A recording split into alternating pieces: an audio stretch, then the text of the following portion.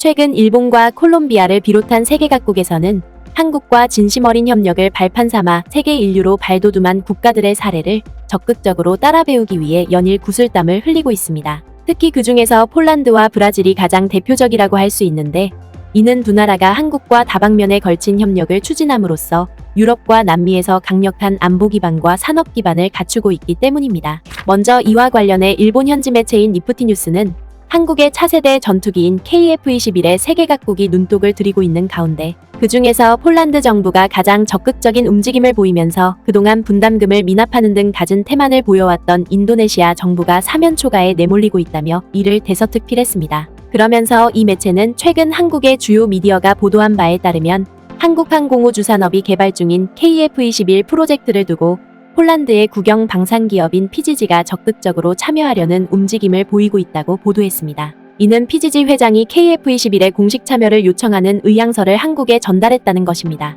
KF-21 프로젝트 참가에는 정부 간의 합의가 필요하지만 한국으로부터 FA-50 경전투기와 K2 전차를 비롯해 K9 자주포와 다연장, 로켓 천무 등을 대거 조달하고 있는 폴란드인 만큼 보도가 사실이라면 합의에 이를 가능성은 높아 보인다. 폴란드 방산업체 관계자들은 오래전부터 KF-21에 관심을 보였고, PGG의 흐바웨크 회장은 한국 언론과의 인터뷰를 통해 폴란드가 EU 회원국으로서 주변국에 KF-21의 채용을 강력하게 홍보할 수 있다고 말했다. 이를 달리 해석하면 폴란드가 한국으로부터 KF-21을 단순히 도입하는 것뿐만 아니라 다른 유럽 국가에서도 KF-21을 도입할 수 있도록 수출 전진기지를 자처하고 나섰다는 것입니다. 따라서 일본 매체는 KF-21 사업에 참여하려는 폴란드의 이 같은 강력한 의지는 결과적으로 KF-21을 공동으로 개발하려던 인도네시아 정부를 벼랑 끝으로 내몰고 있다고 지적했습니다. 이는 당초 지난 2016년에 인도네시아 정부가 KF-21 개발 프로젝트의 공동개발국으로 참여하는 조건으로 1조 원 이상을 분담하기로 했지만, 이 중 2,272억 원만 납부한 채 나머지 8천억 원은 아직까지도 미납하는 목리를 부리고 있다는 것입니다. 그런데 이러한 상황에서 인도네시아가 미납한 8천억 원 상당의 지분을 최근 폴란드가 사들이겠다는 의사를 밝히면서 인도네시아의 KF-21 개발 사업권이 송두리째 폴란드로 넘어갈 상황이 벌어지고 있다는 것입니다. 그러면서 일본 매체인 니프티뉴스는 인도네시아 정부가 7년 가까이나 되는 세월 동안 KF-21 분담금 지급을 차일피일 미뤄왔던 가장 중요한 이유는 한국 기술진들이 KF-21을 성공적으로 개발할 수 있을지 큰 의문을 품어왔기 때문이라고 보도했습니다. 실제로 이 매체는 KF-21 개발에 대해 미국 정부가 비협조적인 태도로 일관해왔던 만큼 인도네시아 정부의 이 같은 태도는 어느 정도 예상됐었다고 보도했습니다. 하지만 일본 매체는 다른 분야와 마찬가지로 한국의 차세대 전투기 개발 사업 또한 그동안 끈질긴 집념과 연구 노력을 통해 이를 슬기롭게 극복할 수 있었던 만큼 이에 감탄한 폴란드 정부가 인도네시아를 밀어내고 KF-21 개발 사업에 필사적으로 뛰어들고 나선 것은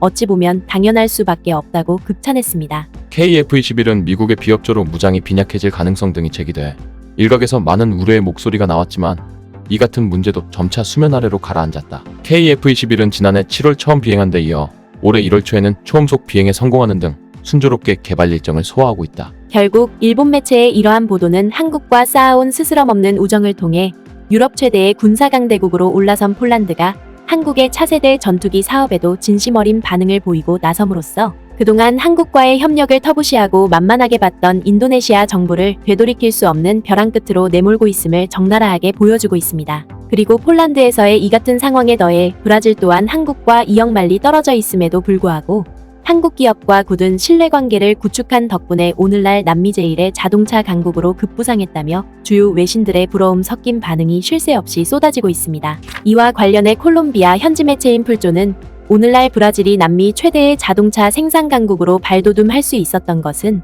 한국 기업과 변치 않은 협력 관계를 구축해온 덕분이었다며 콜롬비아 정부도 한국과의 협력을 위해 다각적인 방안을 마련해야 한다고 보도했습니다. 먼저 이 매체는 한국과 브라질의 거리가 무려 18,300km에 달하는데도 불구하고 두 나라의 자동차 생산 협력은 나날이 번창하고 있다고 극찬했습니다. 실제로 이 매체는 최근에도 부산항에서 자동차 생산 로봇을 실은 화물선이 브라질의 최대 항구인 산토스 항구에 도착했다고 보도했습니다. 뒤이어 이 매체는 부산에서 당도한 자동차 생산 로봇은 산토스 항구에서 236km 떨어진 피라시카바시로 향하게 될 예정인데, 여기에는 한국의 현대차 공장이 있는 곳이라고 보도했습니다. 한국 브랜드가 해외에 7번째로 설립한 이 공장은 40만 명의 시민이 거주하는 이 도시에서 2012년 9월부터 가동되고 있으며 3,100명의 직접 고용과 22,000명의 간접 고용을 하고 있고 이들 대부분은 이 지역 출신으로 세금 면제 혜택을 많이 받고 있다. 특히 콜롬비아 매체는 오늘날 남미 최대의 자동차 생산기지로 탈바꿈한 피라시카바는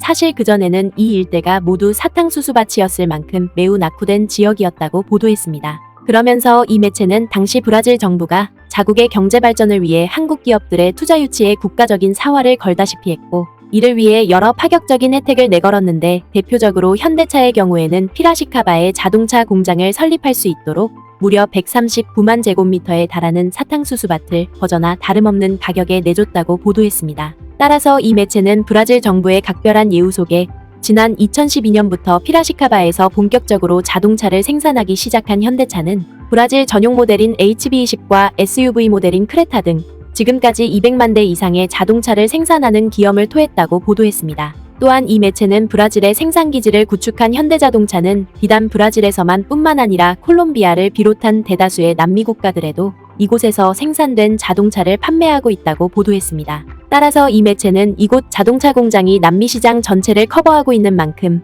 3교대를 통해 하루에 500대 이상의 자동차가 생산되고 있다고 보도했습니다. 이는 시간당 20대에 이르는 자동차가 생산되고 있는 것과 마찬가지라는 것입니다. 특히 이 매체는 현대자동차 공장에서 이처럼 자동차가 신속 정확하게 생산되고 있는 것은 앞서 언급했던 자동화 로봇 덕분이라고 보도했습니다. 프로세스의 특징 중 하나는 로봇이 생산 라인의 작업자와 협업 방식으로 작업할 수 있다는 것이다. 투어 가이드의 설명에 따르면 이는 효율성과 생산성 그리고 무엇보다도 최종 품질을 향상시킨다. 이곳은 제조 공정 내에서 부품 운송을 최적화하기 위해 자율 로봇을 사용하는 세계 최초의 브랜드 공장이다. 이 기능은 조립 스테이션의 대량의 품목을 축적할 필요가 없는 완전한 통합 시스템을 갖추고 있는 덕분에 필요한 공간을 50%까지 줄인다. 또한 구성 요소 공급이 프로그래밍된 요구사항에 자동으로 맞춰지기 때문에 새로운 참조를 생성할 때 더 나은 라인의 유연성을 제공한다. 또한 이 매체는 브라질에 구축된 현대차 공장에는 자동화 생산 시스템뿐만 아니라 세계 최고 수준의 품질 관리 시스템도 갖추고 있다고 극찬했습니다. 바로 이곳 공장의 한편에서는 인공비 실험을 통해 자동차의 기밀성을 테스트하는 것을 비롯해